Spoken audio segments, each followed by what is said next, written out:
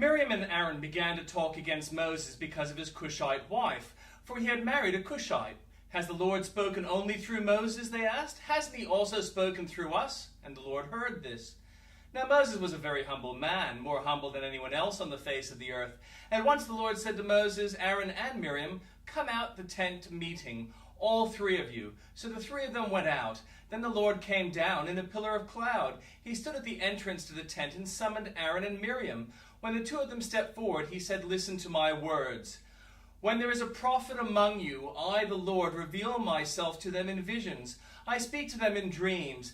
But this is not true of my servant Moses. He is faithful in all my house. With him I speak face to face, clearly and not in riddles. He sees the form of the Lord. Why then were you not afraid to speak against my servant Moses?" The anger of the Lord burned against them, and he left them. When the cloud lifted from above the tent, Miriam's skin was leprous. It became as white as snow. Aaron turned toward her and saw that she had a defiling skin disease. And he said to Moses, "Please, my Lord, I ask you not to hold against us the sin we have so foolishly committed. Do not let her be like a stillborn infant coming from its mother's womb with its flesh half eaten away." So Moses cried out to the Lord, "Please, God, heal her." The Lord replied to Moses, "If her father had spit in her face, would she not have been in disgrace for 7 days?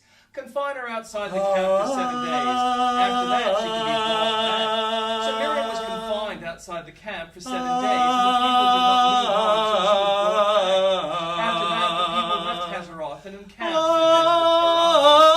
The Lord said to Moses, "Send some men to explore the land of Canaan, which I am giving to the Israelites. From each ancestral tribe send one of its leaders." So at the Lord's command, Moses sent them out from the desert of Paran. All of them were leaders of the Israelites. These were their names. From the tribe of Reuben, Shammua, son of Zakur. From the tribe of Simeon, Shaphat, son of Hori. From the tribe of Judah, Caleb, son of Jephunneh. From the tribe of Issachar, Igal, son of Joseph. From the tribe of Ephraim, Hoshea, son of Nun. From the tribe of Benjamin, Palti, son of Rahu. From the tribe of Zebulun, Gadal, son of Sodi. From the tribe of Manasseh, a tribe of Joseph, Gadi, son of Susi. From the tribe of Dan, Amiel, son of Gamali. From the tribe of Asher, Sethur, son of Michael. From the tribe of Naphtali, Nabi, son of Vopsi. From the tribe of Gad, Gul, son of Maki. These are the names of the men Moses sent to explore the land. Moses gave Hoshea, son of Nun, the name Joshua. When Moses sent them to explore Canaan, he said, "Go up through the Negev and onto the hill country. See what the land is like and whether the people who live there are strong or weak, few or many. What kind of land do they live in? Is it good or bad? What kind of towns do they live in? Are they unwalled or fortified? How is the soil? Is it fertile or poor? Are there trees in it or not? Do your best to bring back some of the fruit of the land." It was the season for the ripe grapes. So they went up and explored the land from the desert of Zin as far as Rehob, towards Lebo Hamath. They went up through Negev and came to Hebron, where Ahiman, Sheshai, and Talmai, the descendants of Anak, lived. Hebron had been built 7 years before Zoan in Egypt. When they reached the valley of Eshcol, they cut off a branch bearing a single cluster of grapes. 2 of them carried it on a pole between them, along with some pomegranates and figs. That place was called the Valley of Eshcol because of the cluster of grapes the Israelites cut off there. At the end of 40 days, they returned from exploring the land. They came back to Moses and Aaron and the whole Israelite community at Kadesh in the desert of Paran. There they reported to them and to the whole assembly and showed them the fruit of the land. They gave Moses this account: "We went into the land to which you sent us, and it does flow with milk and honey. Here is its fruit. But the people who live there are powerful, and the cities are fortified and very large. We even saw descendants of Anak there. The Amalekites live in Negev. The Hittites, Jebusites, and Amorites live in the hill country, and the Canaanites live near the sea and along the Jordan." Then Caleb silenced the people before Moses and said, "We should go up and take possession of the land, for we can certainly do it." But the men who had gone up with him said, "We can't attack these people. They are stronger than we are." And they spread among the Israelites a bad report about the land they had explored. They said, "The land we explored devours those living in it. All the people saw there are great size. We saw the Nephilim there. The descendants of Anak came from Nephilim. We seemed like grasshoppers in our own eyes, and we looked the same to them."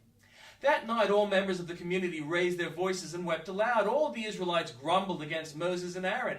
And the whole assembly said to them, "If only we had died in Egypt or in this wilderness. Why is the Lord bringing us to this land only to let us fall by the sword? Our wives and children will be taken as plunder. Wouldn't it be better for us to go back to Egypt?" And they said to each other, "We should choose a leader and go back to Egypt." Then Moses and Aaron fell face down in front of the whole Israelite assembly gathered there. Joshua son of Nun and Caleb son of Jephunneh, who were among those who had explored the land, tore their clothes and said to the entire Israelite assembly, "The land we passed through and explored is exceedingly good. If the Lord is pleased with us, he will lead us into that land, a land flowing with milk and honey, and he will give it to us. Only do not rebel against the Lord, and do not be afraid of the people of the land, because we will devour them. Their protection is gone, but the Lord is with us. Do not be afraid of them." But the whole assembly talked about stoning them. Then the glory of the Lord appeared at the tent of meeting to all the Israelites. The Lord said to Moses, "How long will these people treat me with contempt? How long will they refuse to believe in me? In spite of all the signs I have performed among them, I will strike them down with a plague and destroy them. But I will make you into a nation greater and stronger than they." Moses said to the Lord, "Then the Egyptians will hear about it. By your power you brought these people up from among them, and they will tell the inhabitants of this land about it. They have already heard that you, Lord, are with these people, and that you, Lord, have been face to face, that your cloud stays over them, and that you go before them in a pillar of cloud by day and a pillar of fire by night. If you put all these people to death, leaving none alive, the nations who have heard this report about you will say, 'The Lord was not able to bring these people into the land he promised them on oath, so he slaughtered them in the wilderness.'